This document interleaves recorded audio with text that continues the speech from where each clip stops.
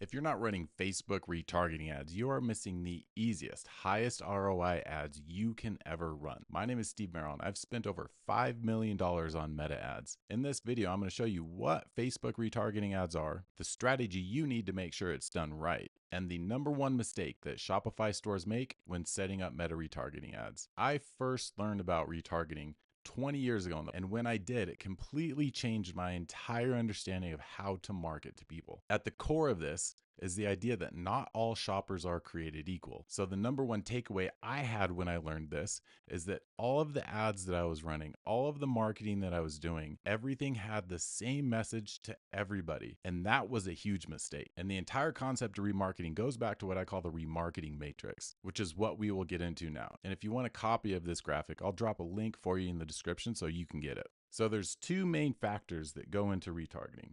Number one is intent, and number two is time. And when you combine those factors together, you get a whole mix of people within your ecosystem already that are engaging with your brand at different levels. The goal of the entire remarketing matrix is to get everybody down here to making a purchase. So how do we do that? First, we focus on intent. Intent is the level of activity that somebody is engaged with in your brand experience. Down at the bottom, you have the highest intent and most recent. This would be somebody that's gone to your website, hit that button to check out, and has actually started checking out on your website. Just a step up from there, you have people with a little bit less intent. So this would be people that have gone to your website and maybe they've simply added things to their cart. A step back from that then, what would that look like? People who have gone to your website and maybe all they've done is they've viewed products on your website.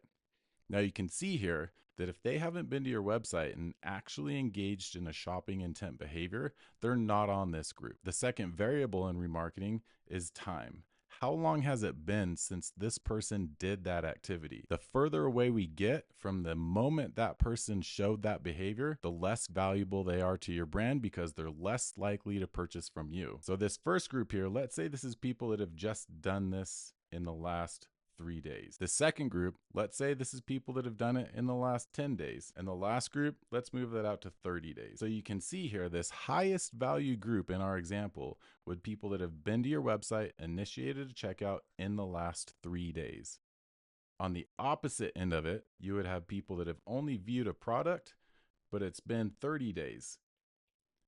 The difference between those two is this person is much less likely to actually complete their purchase than the person that just barely did that.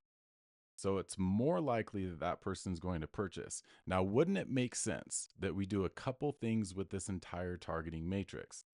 Number one, we're not going to treat everybody the same, meaning that we're not going to say the same thing to everybody in how we market to those people. Number two, because the people down on the bottom left have more value to you as a brand, let's say 75% of people in this group may end up eventually making a purchase.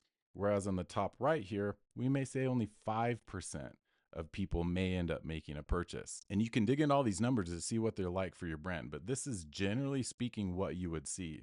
Now, if that's true, wouldn't that mean that I would want to spend more money, more time, and more energy focusing on the people on the bottom left? That's exactly it. So what is the number one mistake Shopify stores make when setting up the retargeting ads? Over the last couple of years, Meta has really pushed their AI targeting, and it's also known as Ad Plus within Meta.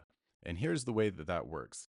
Meta understands by shopping or visiting behavior on your website who it's going to start targeting. That looks like a little circle here.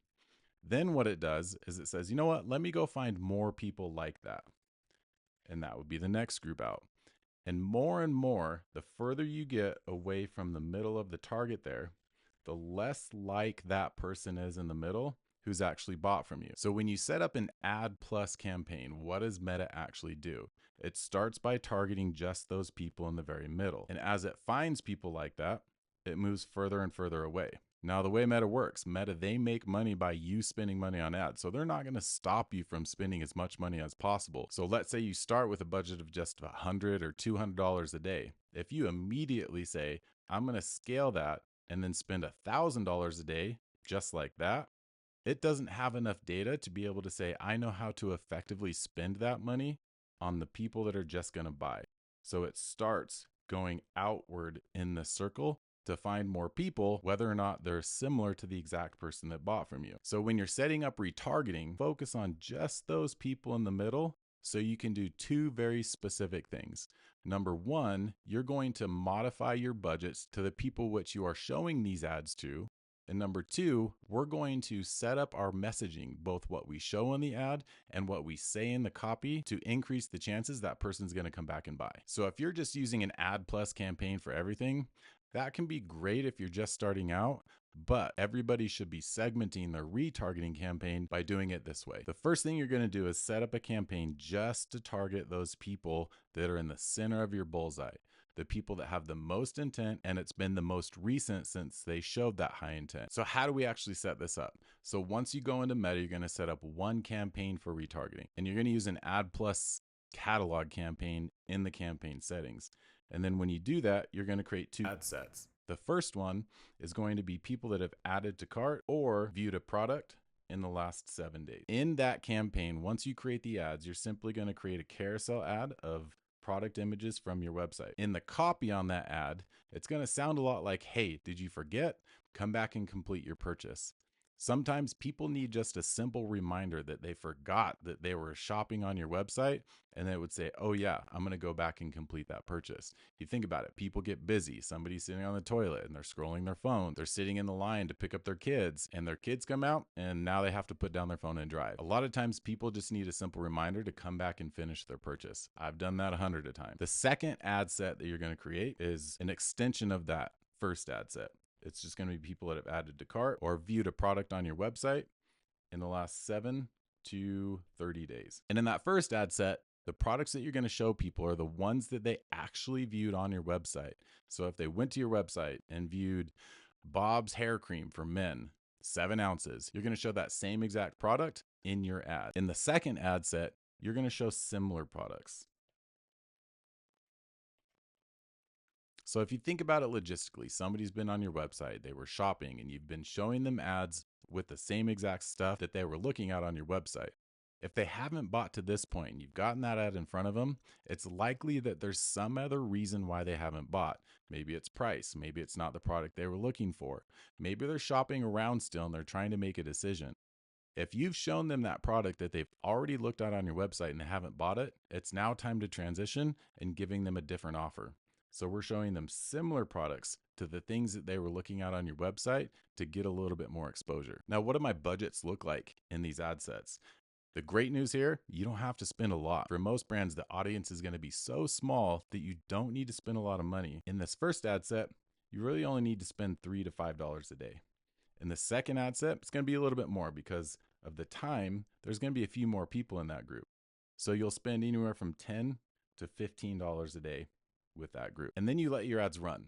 And the number one thing that you want to focus on with these ads, of course, getting purchases is hugely important. So you can play with the copy to get people to come back. You can also add at the tail end of this, so that 7 to 30 day group, maybe a discount for first time people. And I've seen that work really, really well. So you want to pay attention to those, but also what does your engagement look like? Who are people clicking? Are they actually going back to your website and purchasing? Other than that, one of the main things that you want to monitor here is your frequency. Now, your frequency, you want to be anywhere from 3 to 5. What does that mean? It means the people that are seeing these ads are generally seeing them between 3 to 5 times during that course of 30 days. If you get more than that, you're just spending money showing the same stuff to the same people that aren't going to be engaging with it.